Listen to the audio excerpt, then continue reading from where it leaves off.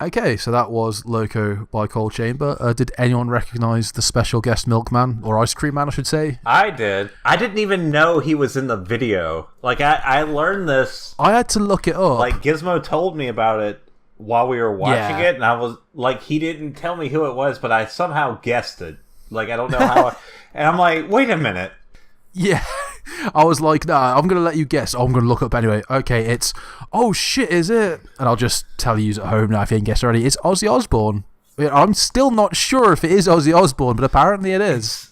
It like the only reason why I think I guessed it is because Ozzy Osbourne did music with them.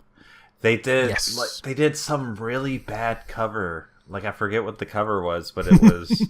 I've got to look up this cover now. Yeah. Because apparently they were, the Osbournes and Cold Chamber were good. Like, it got to the point where Sharon Osbourne ended up managing them. Okay, they did a cover of Shock the Monkey. Right. Which had Ozzy Osbourne. It was Peter Gabriel. Like, I have never heard of... Oh, that fucking song. Yeah. Yeah, it was... Like, I remember watching the video, it was Ozzy Osbourne with the... It would almost be a better video to do than Loco, but Loco, I think, is more general, like, how you would see Cold Chamber if you bought any of their albums. But, yeah, I remember Dez would be doing the verses, and then on the chorus, it would be Ozzy Osbourne. And it was a bad song. Yeah. Like, I don't know any other way to put it. It's just bad. I'm going to have to look that up because that sounds horrible. To look at the actual video itself in its own context. Yeah. I like the fact that it doesn't take itself too seriously. It's silly. A lot of new metal videos were they took themselves a bit too seriously. Certainly like the ones before this one. Even like the Stained one, it's very sort of not a joke. Like, you know, these are proper videos with proper issues. And then you just have fucking Cold Chamber getting kidnapped by demonic Ozzy Osbourne and getting fucking Viewmasters stuck to their faces. Yeah, I like that. Like, I like all the visuals of it. Like, it's silly and weird. Yeah, and there's a lot of visual callback to old horror films, like your old 50s, 60s sort of drive-in movies, shock movies. Your exploitation movies, I suppose, like with the odd angles and all that sort of thing. Well, I guess I could see that, but, like, I guess if there is that, like, I guess I got lost in the video itself. Like, what I was mostly focused on is just, it really did kind of come off as, like, a Korn video to me. Like, especially when, like, you know, the self-titled album, Life is Peachy, that era of Korn, like, it kind of felt like that. And I didn't really realize we were watching it, and that, you know, kind of clicked with me more as I was watching it. And I remember not thinking that. Like, I thought, like, when I first, like, listened to Cold Chamber as a kid, like, I didn't really associate the two. But now I'm like, okay, I'm kind of seeing, like, the overall thread there. Yeah, you can see the connections. I mean, I don't know too much about Korn of that era, but I can kind of see what you mean. Like, there's definitely a lot of stylistic overlays there. Like, the riffs themselves, they're not really, like, I hate to say it, like, they're not really that complicated. It's mostly just chugging and just that's like, you move your hand around at least a few times. Like, it's not that much from a technical standpoint. It's just a repeated riff that sounds kind of good. Yeah, it's very simple, I suppose, in its composition. Oh, yeah.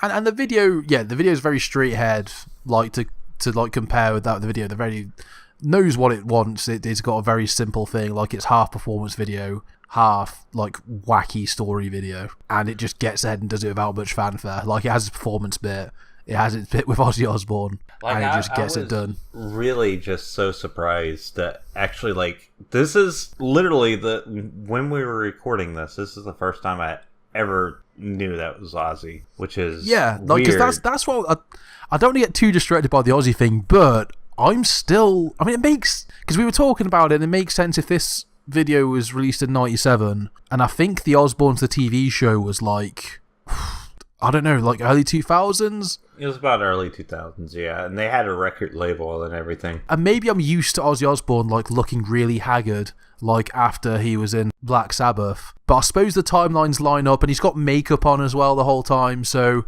Okay, I've been to Ozfest, though. Like, this is what I'll say about Ozzy. Like, this has been a while. This has been over 10 years since I've been to Ozfest. I saw some good shit there, but the most surprising thing I saw at Ozfest was Ozzy Osbourne, because, you know, they're like, yeah, he's going to play and then Metallica's going to play. I'm like, okay, so we're going to just see a crotchety old dude on stage. Yeah. Nah. This dude fucking knew how to play up a crowd. This dude was moving all over the place. It was like one of the best like live experiences I've seen. And like I was kind of in the shitty seats too, but I was close enough to see Ozzy, and I was close enough to really get his, like, really see the energy he was projecting. Well, shit. The dude is a legit, like, he is a good performer. Like, I don't know how he is now. It's obviously he's pretty up there in years, but, like, I thought he was just going to come up on stage and, like, you know, stand still with the mic. Yeah. Nah, this dude was all over the fucking place. He ripped the fucking mic out of the stand, like, threw the shit out into the crowds, and, like, got out there and, like, sprayed the crowd with, like, a foam and shit. Like, he did better than everyone there, including Metallica. Metallica was there. It took them 40 minutes to set up. And Metallica was too embarrassed to play anything before Reloaded. See, I could imagine, like, they were given the choice, like, do you want to be before or after Ozzy? Like, oh yeah, we'll take the end of the show set, and then they immediately regretted it afterwards. Yeah, they took 40 fucking minutes because they had to, like, spray down the whole stage because they had a lot of pyrotechnics. It just was really funny to me, like that. Like, not to go off on a tangent, but, like, it was really funny to me to see them play. They played everything from, like, the Black Album. They played everything from Justice for All, like, all their old shit. Kill 'Em All. And then they're like, yeah, we're going to play this new song we've been writing.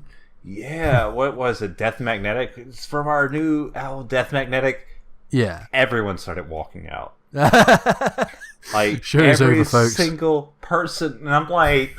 And I'm sitting there wanting to listen to it because Trilio, what's his name? He's from Suicidal Tendencies. Oh, the bassist. Yeah. I like his stuff. I liked Suicidal Tendencies. I liked Infectious Grooves. Like his shit. Like I didn't realize he was from Suicidal Tendencies. That's oh fuck. Okay. Like, he's a good bassist, and he's really fun to watch. So I was like, I'm going to sit there. He's actually kind of underutilized in Metallica, I think, but like he was so fun to watch. You've seen Some Kind of Monster, right? Like, you know how bad Metallica are as human beings. Oh yeah.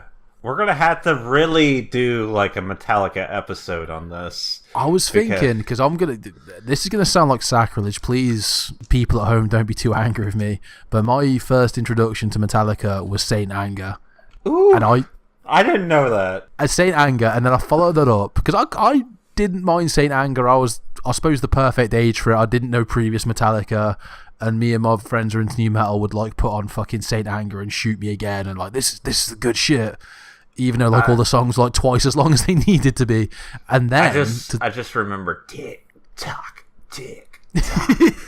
See, I like Frantic's an alright song though. I don't know how it compares to the originals, but you know. But yeah, go on. I'm sorry. Well no, because after that, my next introduction to him was fucking Load and Reload, and Load hasn't. I don't really remember Reload. Reload was boring to me.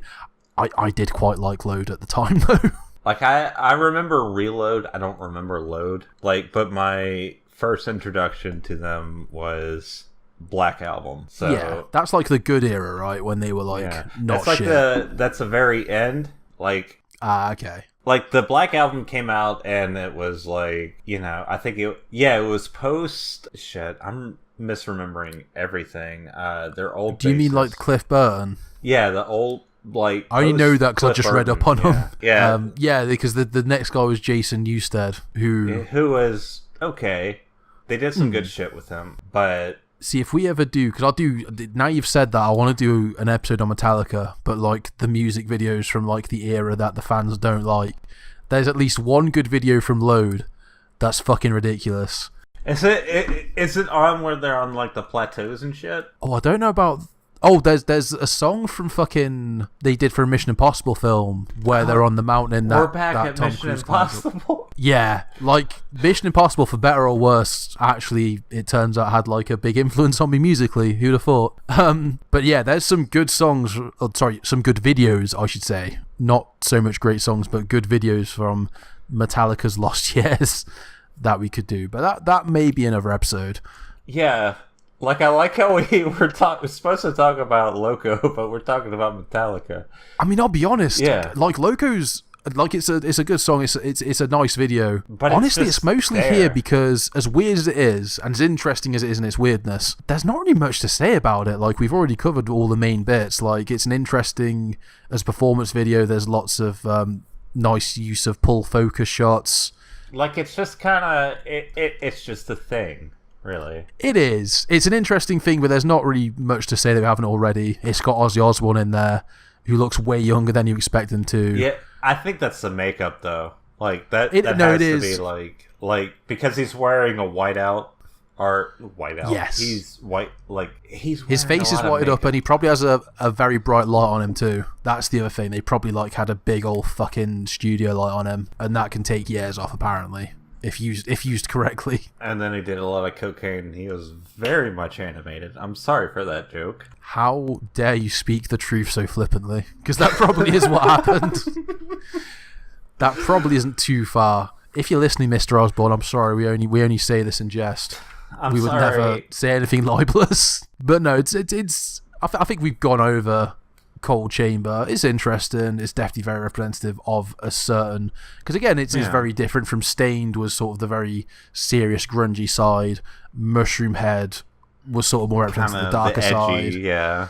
Yeah, Cold Chamber was very the word bouncy keeps coming to mind. I need to get that out of my head. It's also like with Cold Chamber, and I hate to say it like this, it's like there's a lot of things that about Cold Chamber that can be interesting. Like, I love fucking Dez's, like, his vocalization. Like, I think his voice is really interesting, which is why I like Devil Driver.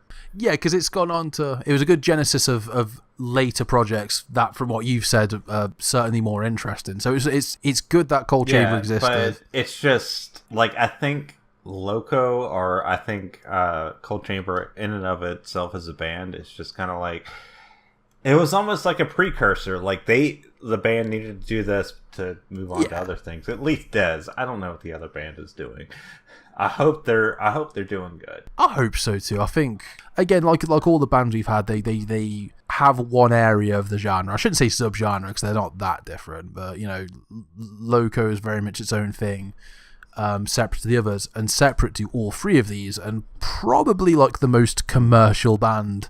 Or commercial aimed band we're going to play tonight is Edema, as people may or may not know. The lead vocalist, Mark Chavez, he's Jonathan Davis's half-brother, apparently. Now, I don't want to make accusations, but I'm guessing that is a big part of why they got a record deal. I don't know. I'm not... Look, we're not going to make this into, like, picking... We're not throwing accusations out here. But we're just saying that he's half-brother of Jonathan Davis. That's just an interesting fact. And also his hair is an interesting fact. I'm looking at a picture. I actually saved a picture of Chavez on my computer with that hair. I love it. It's very 2000s. He looks like Gohan from Dragon Ball Z. Yeah, do you know what? Let's get straight into it. This is Edema, The Way You Like It.